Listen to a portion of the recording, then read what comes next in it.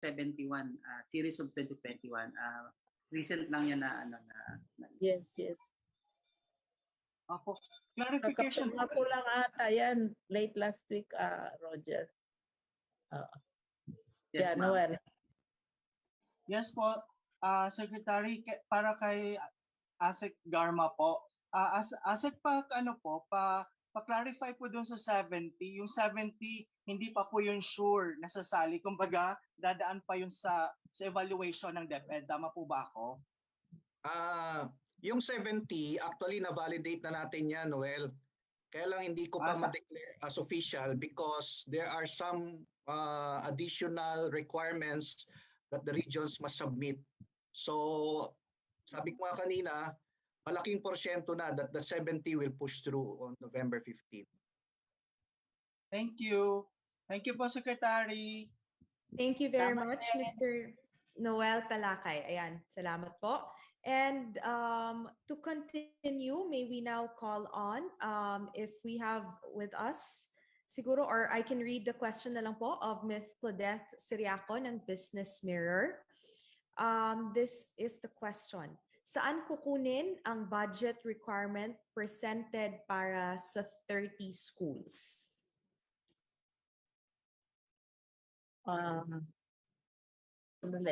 Secretary? Immediate response sa budget ng DepEd. Director Roger can also, I think, sa budget ng DepEd, oo, kasi nare-recognize naman natin na Director Nina. Pagastusan talaga ito. Director Yes. Nina. Yes, ASEC Malcolm.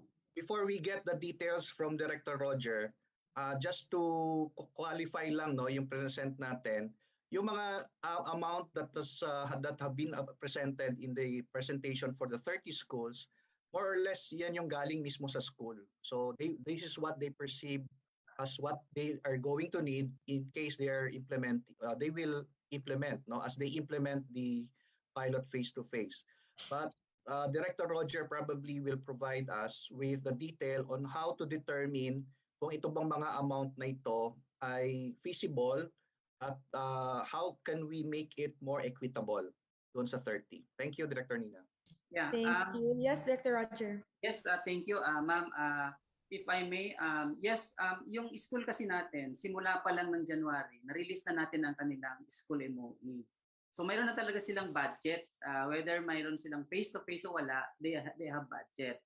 Now, itong ating sinasabing pondo, this is an augmentation. Kasi may mga additional na needs itong mga school na to na magpa-pilot na wala doon sa ibang hindi magpa-pilot. So kaya mayroon tayong tinatawag na augmentation fund na naset aside naman ito ng ating finance group.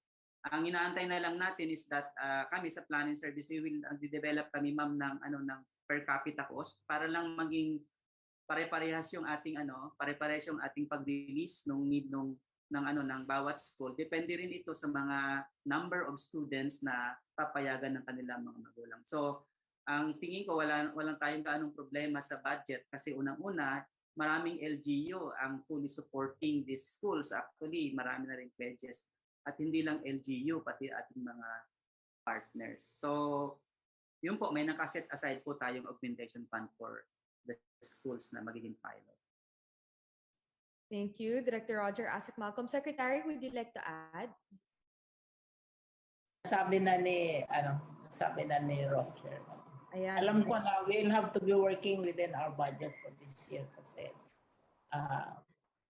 pang next year na yung binubuno natin ngayon sa Senado. That's for next year. Sige po, thank you very much. Naman natin na kailangan talaga. Thank you. And yes, in the interest of time, we will be entertaining our very last question. And this last question is coming from Mr. Neil Alcober. And the question is, what kind of incentives will be given to teachers na magpapabakuna? Well, ako ba sasagot? Maraming interesado magbigay ng incentives. Mga local governments sa isang probinsya na kilala mo, nila. Yung isang opisyal doon, every week may pinaparapol na minsan gadget. Ewan ko kung nagpaparapol ba ng kotse or what. My Basta kotse, Secretary. may mga agencies na big time yung mga parapol nila. Tapos tayo din, at saka very fortunate ang ating sector na maraming nagmamahal sa mga teachers. Yung sa lamang, sa gabay guro lamang, ang daming parapol, may motorsiklo, may usually gadgets are really favorite, mga incentives, etc. Although right now, marami ng incentives. Because you have the teacher bonus, you have the end of year bonus, you have the teachers day gift, you have the hazard pay, you have the special hazard pay, and if you are in an ECQ classified local government unit, you get 500 pesos a day. Siguro sa ating PAS, ipadala nga yung listahan ng mga benefits and incentives na ngayon tinatanggap ng teachers. Now, para ma-incentivize silang magpabakuna,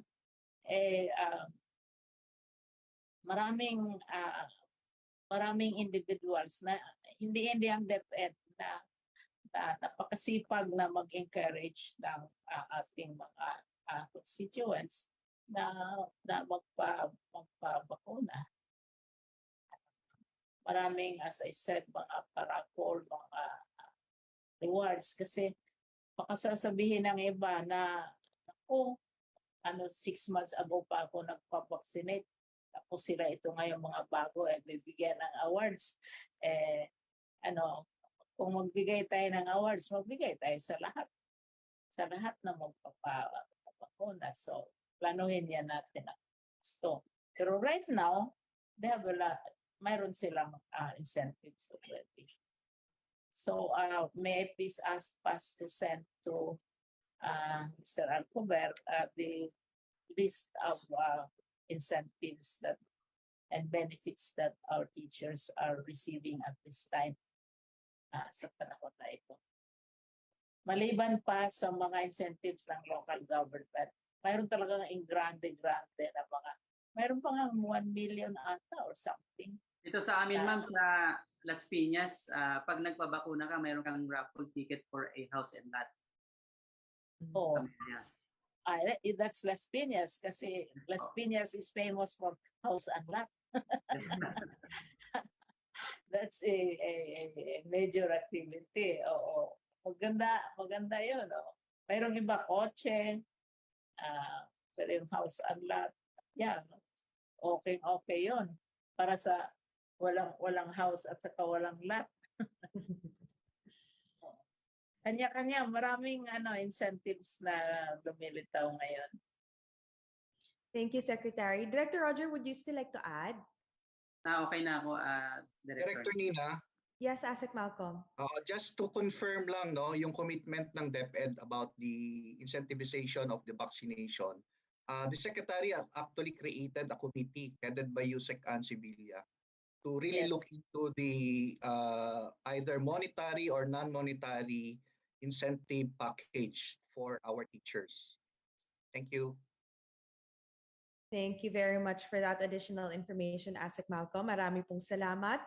And thank you for all our media friends who pre-submitted their questions and who joined us here today for our open forum and press conference. We'd also like to thank the other media present and who have joined us today. Ms.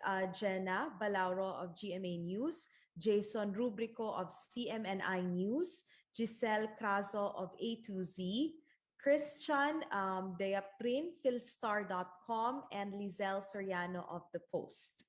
And before we end our program, let me call on our dear secretary for her closing message. I don't think I need to talk anymore because I have already exceeded my allocation for talking and explaining. We would just like to thank all of you who are who have taken the time to attend this press conference. I believe all of us realize how important it is to keep the public informed about the progress of our face-to-face, because this has been, as I said a while ago, an issue of much debate and conversation, very loud, resonating debates, not only in the Philippines, but in many parts of the world. And we have there's a lot of information as well as misinformation going around. So thank you very much for taking the time out, and we assure you that what we are sharing with you are data which are available at this time, and also updates which happen at this time. And even as we are aware that we cannot completely predict and have a completely accurate schedule of what our activities would be, we have given you an idea on November 15, possibly aabot ng 70 schools, and we are going to monitor the schools. We are still hopeful. Ngayon, lumabas na talaga kasi at the time of at the height of the debate, one can get the impression that the entire world is already demanding and expecting us to do face-to-face. But now that we are implementing it, we hear other voices as well. And it is important to listen to these voices and deal with these voices, even as we are already allowed to implement face-to-face. So thank you, and we look forward to the next round of updates. Ngayon, last week of October, I'm very sure the Department of Health will be releasing once more its suggested list, even as it is considering other developments. Of course, you know, the other developments in other places. So we might have moving numbers, either lesser or more, but what is clear and what is definite, and we have Roger here, we have Asset Malcolm, who with me are firm in our articulation of the position of DepEd. DepEd will implement face-to-face. We have been instructed to implement face-to-face, whether it is 70 or 30 or 100, or eventually the entire school system, we will implement face-to-face. And we will be reporting regularly to the public and to our constituents. So maraming salamat to Malcolm, to Roger, of course to Nina, and to each and every one of you who are interested in this issue. Thank you. Thank you very much, Secretary. At dyan nga po nagtatapos ang ating press conference sa araw na ito.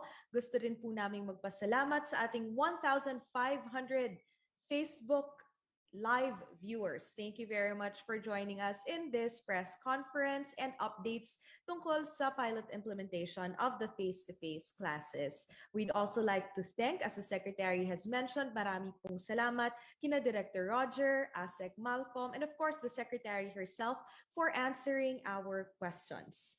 Marami din pong salamat sa ating mga kasamahan sa media na naging bahagi ng talakayan at sa ating mga partner channels tulad ng CLTV 36 ng Region 3, DWRB 103.9, News FM Radio Bulacan, Romblon Cable ng Mimaropa Region, Kabangkalan Community Antenna TV, Kabangkalan City ng Region 6, Asenso Osamis News Channel Region 10, at ang The Post.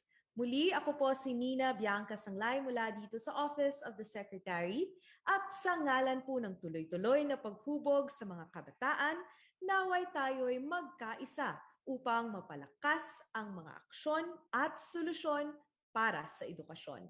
Ito po ang Edu Aksyon, Aksyon at Solusyon para sa Edukasyon, DepEd Virtual Press Conference.